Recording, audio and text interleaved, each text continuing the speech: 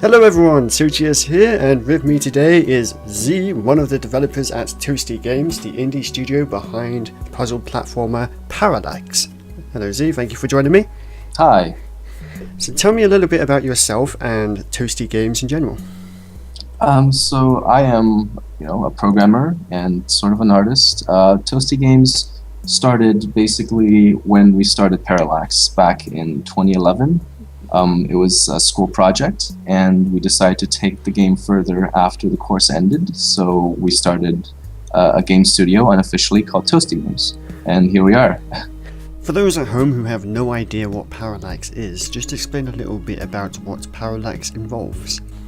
So Parallax is a 3D first-person puzzle platformer game, which takes place between two parallel dimensions. One is black and one is white. And you have to use these interdimensional rifts to go between the two dimensions and solve puzzles to get to the end of the levels. What inspired you to create a puzzle platformer?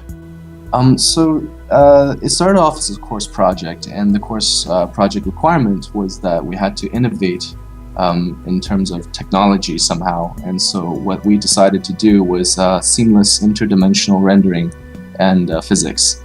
So from there, we were like, okay, let's make the game more interesting. What can we do aside from just walking between these two dimensions? So we decided to add mechanics to turn the rifts and things to let us jump from one place to another.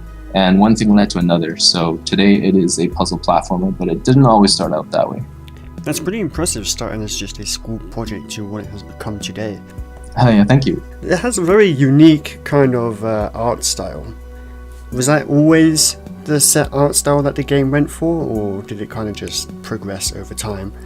It kind of actually went back and forth. It started out as black and white, mostly. It was more like really dark and really bright, just to sort of set the contrast between the two dimensions, because we had to make a tech demo to show the class, and we're like, okay, we need to really distinguish these two different dimensions. So we made one dimension have a really dark background, and the other one have a very bright background. And then after that, we sort of went for a more sort of shaded lighting, and then we reverted back to the black and white art style, this time to like the extreme. So it's like only two colors in the game, black and white. That actually really fits into the game very well. I've never really thought about how effective just such a simple color scheme could work in a game such as this. Now the puzzles, I played the game, the puzzles are the bane of my existence. They are difficult. How much testing went into ensuring that all the puzzles were actually able to be completed? So it's quite a lot of work designing one level. We kind of have to make sure that it's solvable before we even start making it. Basically, we have to design it on paper first as sort of these abstract diagrams and networks, and we have to work it out there. And then while we're doing that, we also start making some stuff in 3D and then test it out there. And it's sort of, the two things go side by side, and it could take anywhere between a day to a week. Like, as you're making the level, did you have to kind of like keep going back and testing each individual element, like what that switch does? Because the levels are very, very complex. Yeah, definitely. There, we have to keep going back, and sometimes we catch things that we didn't see the first time. For example, a place that unintentionally lets the player jump past one crucial part of the puzzle, things like that. So we have to put in lasers here and there and add in other switches and stuff like that. I must admit, I did try to cheat a few times. Unsuccessfully, very unsuccessfully. What kind of initial response did the game receive? Like, especially back when you were doing it as a sort of tech demo for your class, what kind of response did you get from that? Our initial reactions were kind of just like, whoa, this is really cool. It makes my brain hurt. So I guess it's just, I was waiting for that one. Yeah, it's something people aren't really used to thinking about, two overlapping spatial dimensions.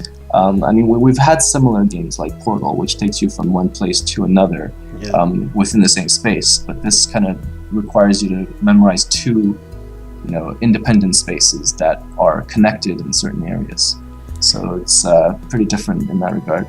Was there any inspiration used from Portal? Because I've seen countless times in comments about the game that it kind of reminds people and reminisces them about Portal.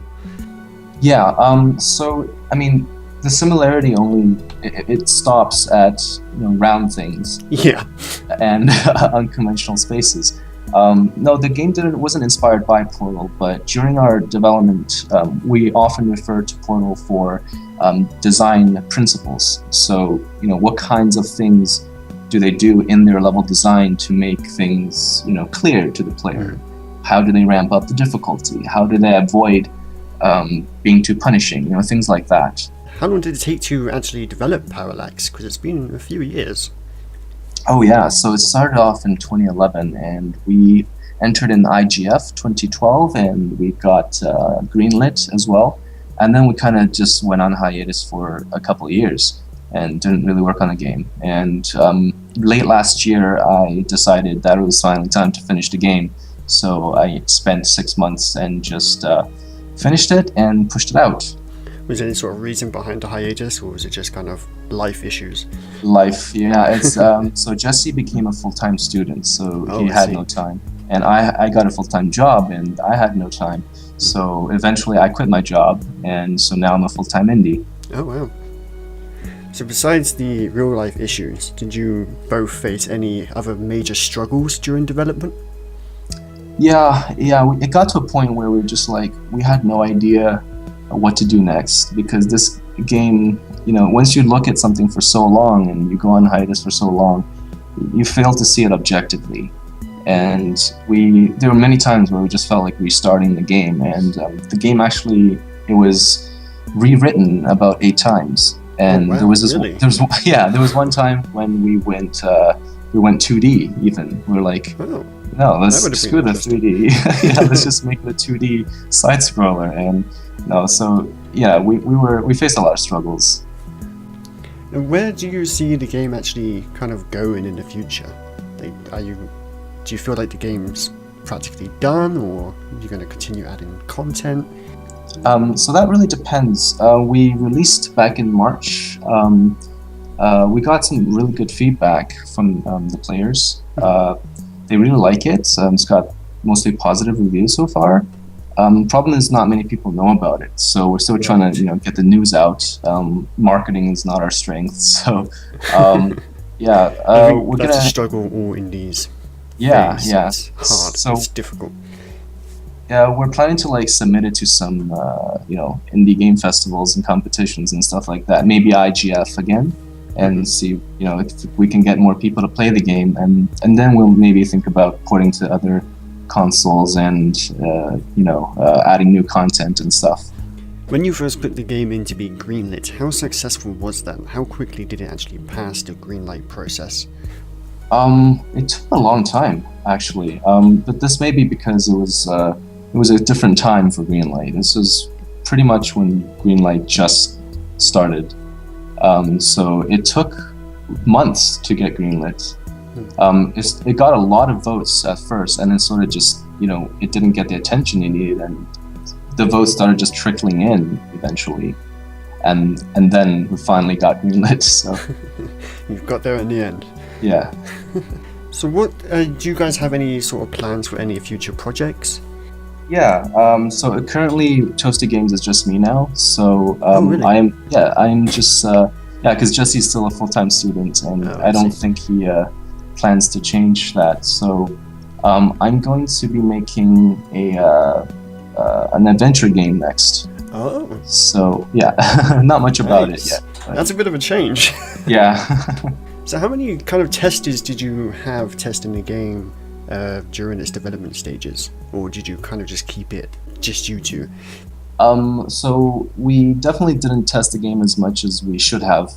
We started out just not testing much at all. But during the last couple months, I got a lot more people to play it, and we got a lot of different kinds of opinions on the game, and that during those last few months, I made some changes due to those opinions, and so for my next project, I'm definitely planning to test early. Obviously you were both in school at the time, but were you ever tempted to find a source of funding similar to that of Kickstarter? No, not really, because making the game isn't really an expensive undertaking for us or anything, and we were students. But I had a job later on, and Jesse was, he had financial support for his education, so we were doing pretty well in that sense. But now I've quit my job, so for my next project, I'm pretty much considering a Kickstarter.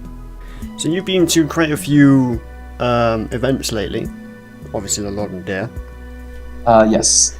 What kind of events did you actually take the game to? Or did you just kind of show it off online? Yeah, we kind of just, sent the game to a bunch of reviewers and sites and YouTubers. And we had it in IGF 2012, as I said, but that was an older version of the game. As of right now, no, we haven't really taken the game to any events, but we plan to. So. Oh yeah? Yeah, so we're submitting to Indiecade probably, and we're going to try and get into PAX and maybe IGF again. So. And where can the people find out more about the game? They can find out more on Steam. They can also get it on Humble, and they can also get it from itch.io. And they can also go to our website, so toastygames.com. Awesome. I'll include all links in the description. Thank you very much for having a chat with me about the game. Thank you.